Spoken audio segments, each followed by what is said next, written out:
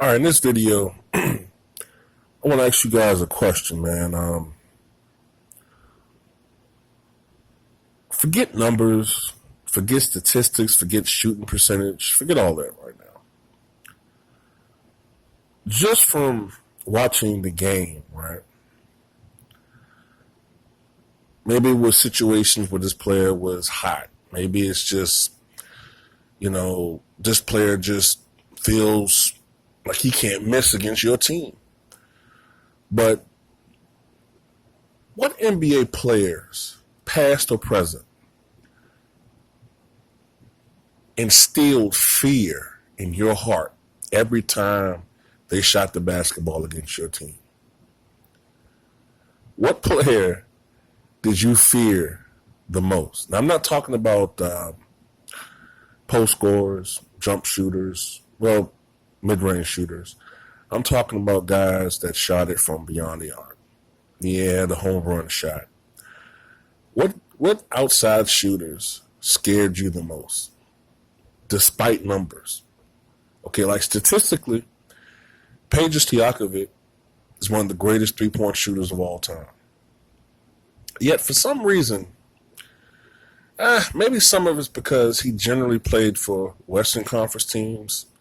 I'm a Bulls fan, so, at most we only saw him twice. So, I don't know. For some reason, I never really feared him. Maybe it's just the fact that a lot of the games that I saw him play, he missed a lot. He just happened to have bad games, but I never feared Stojakovic, right? But I'm going to tell you a guy who I feared for some reason. And you're going to laugh at two guys. And I'm going to tell you the second one, man, y'all going to be like, what the fuck? The first one, and I know if 78 listens to this video, he'll probably be like, yeah. Glenn Robinson, man. I don't know what it was about him, but he seemed to me, I might be wrong about this. Maybe the numbers don't reflect this, but he seemed to have good shooting games against the Bulls, right? I remember him having a 42-point game against the Bulls in the 98 season. I remember him having another 40-point game against the Bulls. I remember him having like 25, 28. I remember him like having a lot of. Keep in mind, this is a guy who generally averaged during the regular season 22, 23 points a game. So he was overachieving against us. And I was shocked to find out when I was looking at his numbers, his statistics years ago, that he shot 34% from beyond the arc, which isn't bad, in particular considering the era that he played in. But I thought it would be more like 37, 38%. Another guy, so there's Glenn Robinson, right? Another guy who most people wouldn't exactly come to mind as far as one of the most feared shooters, but he was a guy who was a volume three-point shooter. And it's John Starks. Now, see, that was the rivalry, right? And that just comes from familiarity, us playing the Knicks a lot. And it wasn't that I thought that Starks was this great scorer, this great shooter. I knew that we already had a lot to worry about with the Knicks. We already had to worry about Patrick Ewing, all right? We had to worry about, initially, guys like Xavier McDaniel, all right? We had to worry about Gerald Wilkins to an extent. We had to worry about these other guys. Later on, Allen Houston. All right, we had to worry about these guys. Although, to be honest with you, Allen Houston kind of stunk it up a lot against the Bulls. Fortunately. Jordan used to D his ass up, man. I don't know what it was about Allen Houston, man, but Jordan used to D his motherfucking ass up. But anyway, whenever we played the Knicks and Starks would be hitting from outside, you know, when Starks would be hitting his outside three, because Starks was extremely streaky. He's probably the most streaky player I've ever seen in my life. Like, Starks, we all know, had that 2 for 18 game, went 0 for 11 from downtown. Like he couldn't shoot the fucking ball. And then next season, you know, I think it was the 94-95 season, they were playing at Houston, I think, too. I think it was at Houston. And Starks goes off for almost 40 points. I think he hits like 6 3-pointers. And Starks was that guy, man. Like, Starks had limited talent. Well, I don't want to say limited because he played in the NBA. But Starks had limitations. Starks was not going to be this great NBA player. But his competitiveness is something that even Michael Jordan admired. And that's why Starks was mentioned in Michael Jordan's Hall of Fame induction speech. Starks was a guy who I knew was a competitor, and I knew that he had that type of mentality. And whenever Starks would be hitting his outside shot, I knew that kind of, I don't want to say it's forecasted doom because we always ultimately beat the Knicks, but it made things harder for us because then we had to start focusing on Starks on defense. You know, and that would open up things for other guys, you know, more so. So I always feared that with John Starks. I know it sounds weird, but to me, John Starks, just because of the situation, I feared him. Even though statistically he only shot like 41% from the floor or something like that, and only 34% from downtown. But, you know, sometimes numbers don't tell the whole story, man. Now, these are other guys who were actual all-time great shooters who I feared.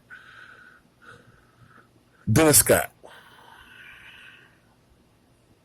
Now, Dennis Scott was one of the premier three-point shooters. He was one of the first volume three-point shooters who was also a marksman.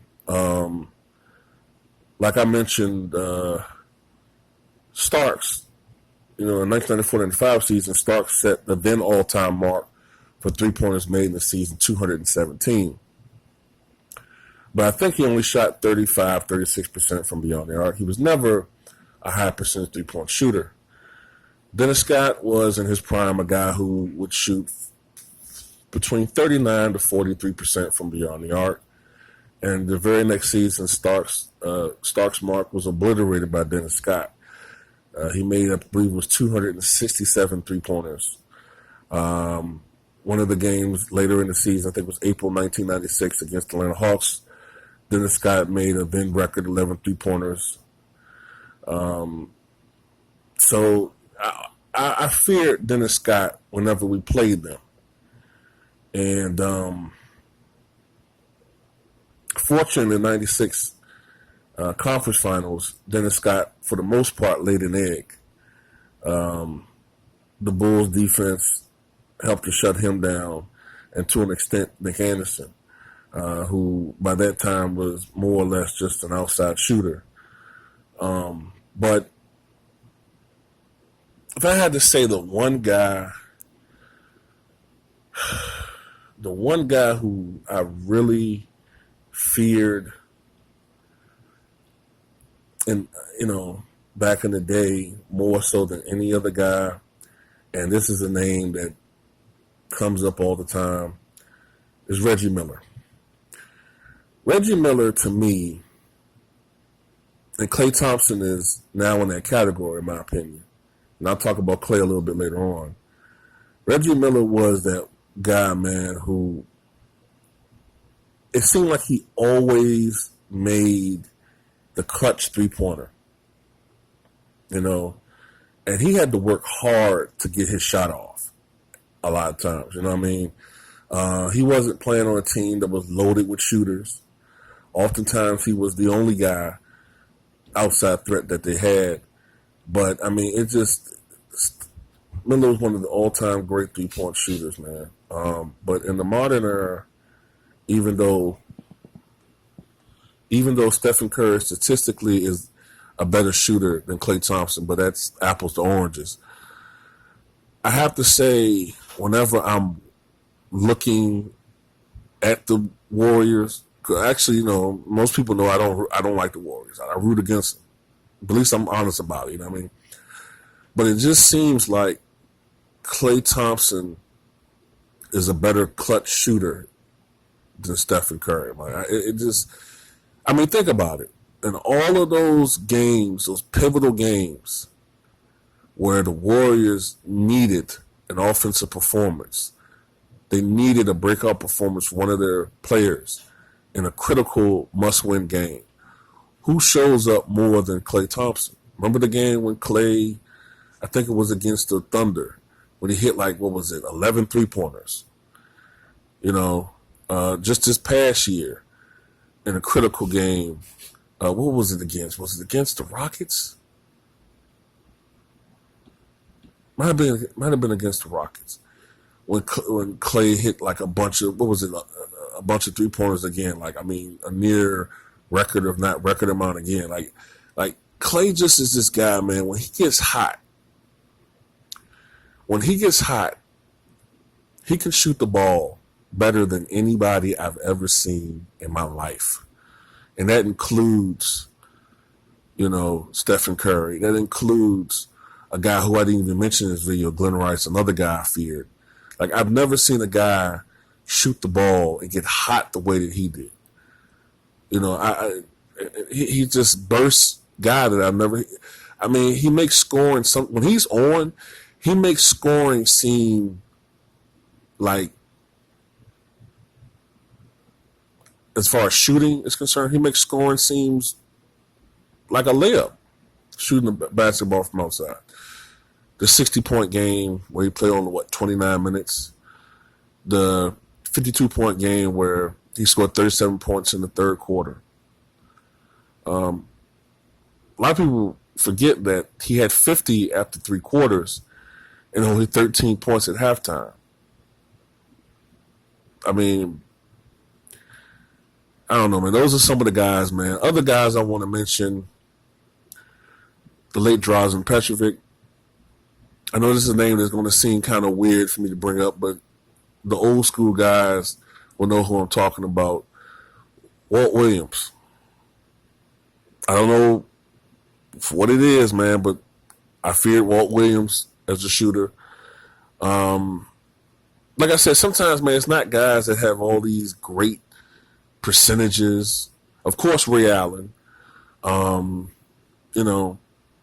But there's sometimes these guys, man, who, for some reason or another, you just fear, man. Like, it's like another guy now that comes to mind, too, is Dan Marley. Dan Marley was another guy. Dan Marley was the first dude, too, who consistently made 3-pointers from, area code range. When he got hot, Dan would really test his range. Now, you got to remember, Dan Marley was a guy who, when he first came to the NBA, he couldn't shoot from outside. He was more of he wasn't the most athletic dude, but he was more of a slashing type player with a mid-range jumper. He didn't really shoot from outside until, 91 maybe? And then all of a sudden, he became this, great outside shooter, man. Now, by the percentages, he wasn't, on par with the 40% guys like Dale Ellis or Rice or Miller's close to 40, Allen. He's not up there with those guys. But as far as, I guess when I say burst 3-point shooters,